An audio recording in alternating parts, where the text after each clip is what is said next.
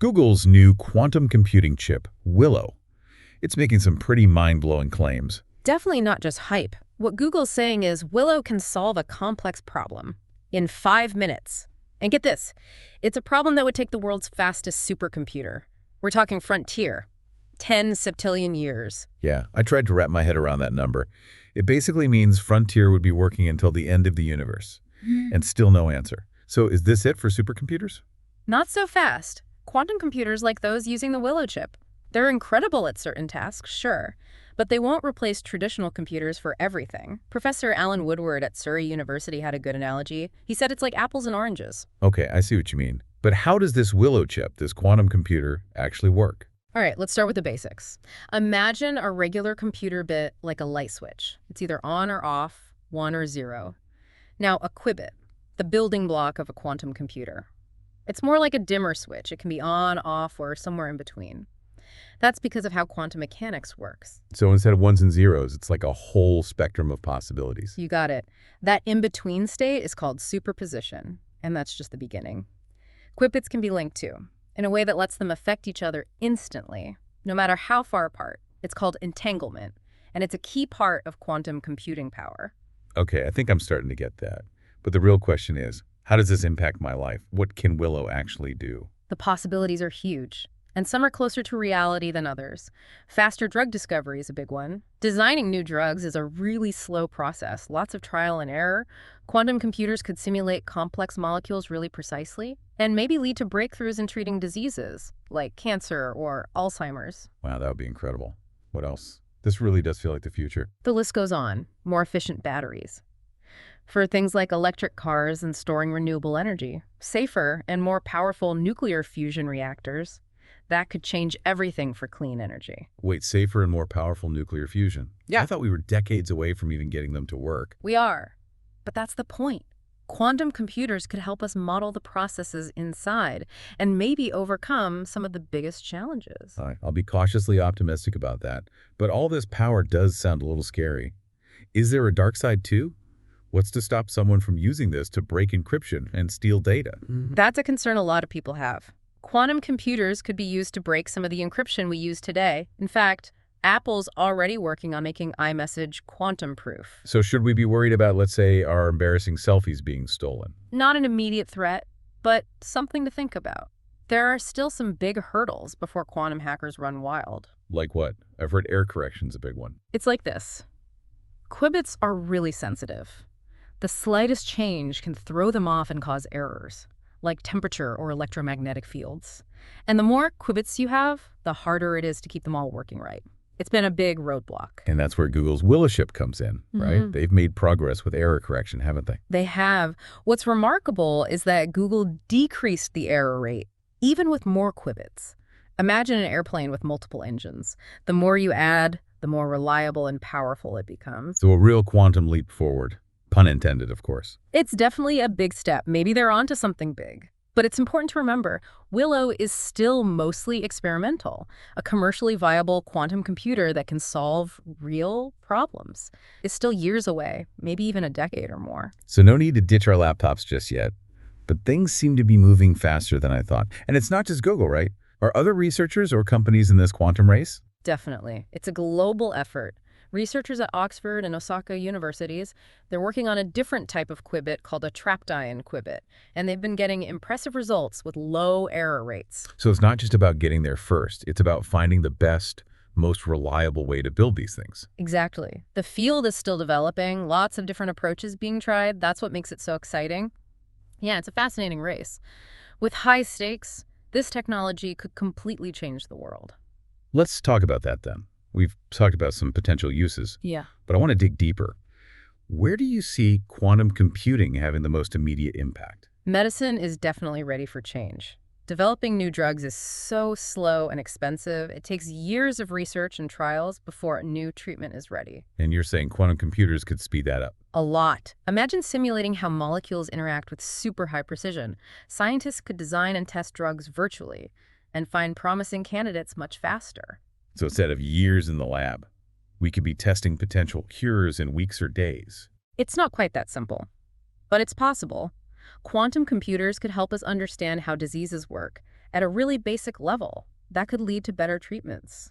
That's incredible. What about other areas? We talked about batteries earlier. That's a good example. Designing better batteries means understanding the chemistry and physics of materials at the atomic level. And quantum computers are perfect for that kind of simulation. So we could have batteries that charge faster, last longer, and are safer than what we have now. Exactly. And that could affect so many industries. Electric cars with ranges like gas cars, homes powered by renewable energy stored in super efficient batteries. Okay, now I'm really excited. But we can't forget the downsides. We talked about encryption. Are there other risks we need to be aware of? Well, we have to remember any powerful technology can be used for good or bad. One concern is jobs. Some jobs done by people now could be automated by quantum computers. Yeah, that's a good point. We've seen it happen with other technology. We need to think about how to adapt and prepare for the future. Absolutely. We need to talk about the ethics of quantum computing and make sure it benefits everyone. It's like walking a tightrope. We have this amazing potential, but we also have to be careful. It's a balancing act. We need to be enthusiastic and cautious, but let's not get ahead of ourselves. We're still early in this quantum revolution. So what's next? What are the next steps in this quantum journey? Right now, the focus is on more qubits and fewer errors. We're also seeing a lot of work on quantum algorithms, the software that will let us use the power of these machines. It's like building a rocket and learning to fly it at the same time. That's a great analogy. It's a big challenge that needs experts from different fields: physics, computer science, material science, engineering. And it's a global effort, right? We've talked about Google, Oxford, Oh, absolutely. Companies like IBM, Microsoft, Intel are all in, plus startups and research institutions all over the world. It's truly global. So it's not just about who gets there first. It's about finding the best way to start this quantum era. Exactly. It's collaborative. The goal is to use this technology to make things better for everyone. So back to Google and the Willow chip. You said it's a big step. What makes it so special? Remember how error correction is a major hurdle? Willow's breakthrough is reducing the error rate, even with more qubits. Like the airplane with multiple engines. More engines, more reliability and power. Exactly. And that's huge. It suggests Google might be on the right track. But you also said Willow is still experimental. What does that mean practically? How far are we from quantum computers solving real problems? It means Willow is mostly a research tool right now. It's impressive. But there's a lot to do before they're reliable and powerful enough for those big challenges. So it's a marathon, not a sprint. But the race is on. What milestones should we watch for? Quantum supremacy will be a big one. That's when a quantum computer solves something that no regular computer could ever solve, no matter how powerful. Are we close to that? Hard to say. Some experts think we're almost there. Others say it's years away. So we wait and see. But the stakes are high. While we wait, I think it's important to keep the bigger picture in mind. What does the future hold for quantum computing? What excites you the most? Honestly, the unknown. We're barely scratching the surface. There are probably uses we haven't even thought of yet. Solutions to problems we don't even know about. It's like we're on the edge of a huge, unexplored ocean. We know there's something amazing out there, but we're just starting to explore. Exactly. That's what makes it so amazing. Quantum computing is about discovery, and it's full of potential. I love that. It's not just the destination, it's the journey. And speaking of the journey, I think it's time to wrap up this part of our deep dive. Sounds good. But before we go, let's recap what we've learned. We talked about Google's Willow chip. It's incredibly fast and can solve complex problems. It's made breakthroughs in error correction, and quantum computing could revolutionize medicine, energy, materials science. And we talked about responsible development, addressing challenges like job displacement and ethical concerns. We touched on the global race for quantum supremacy and the collaboration driving the field forward. It's been a lot, and we've only scratched the surface. But I hope you have a glimpse into this exciting world and its potential to change the future. Yeah, it really does feel like we're at the start of something huge, a whole new era of computing that could change the world in ways we can't even imagine. That's exactly what makes this so exciting. It's not just about speed, it's about solving problems that we thought were impossible, problems that would take regular computers forever to solve. Like simulating complex molecules for new drugs, or modeling climate change with incredible accuracy. Exactly. And that's just the beginning. We're still so early. The possibilities seem endless. It's almost too much to think about. All the possibilities, I mean. What breakthroughs are you most excited about personally? One area that really fascinates me is how quantum computing could accelerate AI. Imagine AI that can learn so much faster Yeah. and solve problems way beyond what we can do now. So AI that could design new materials, write incredible music, Right. or even solve global crises. It might sound like science fiction, but it's possible. And the really exciting part is that we're just starting to understand how to use quantum mechanics for this. It's like a whole new dimension of intelligence is opening up. And it's not just AI. Quantum computing could revolutionize so many fields. Cryptography, materials, science, even our understanding of physics itself. So it's not just practical stuff. It's about pushing the limits of knowledge. Exactly. Quantum computing is a journey of discovery with the potential to change the world.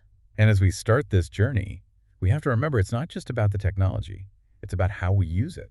You're absolutely right. We need to make sure quantum computing is developed ethically so it benefits all of humanity. That's a responsibility we all share. Scientists, policymakers, everyone. Because the future of quantum computing isn't set in stone. It's something we're creating with our choices today. It's both exciting and a little scary. But I think if we approach this with wisdom and a focus on the greater good, quantum computing could bring about amazing progress. That's a future worth working towards. It is. As we explore quantum computing, let's stay open to the possibilities, keep asking questions, and keep pushing the boundaries of what we think is possible. That's a great way to put it.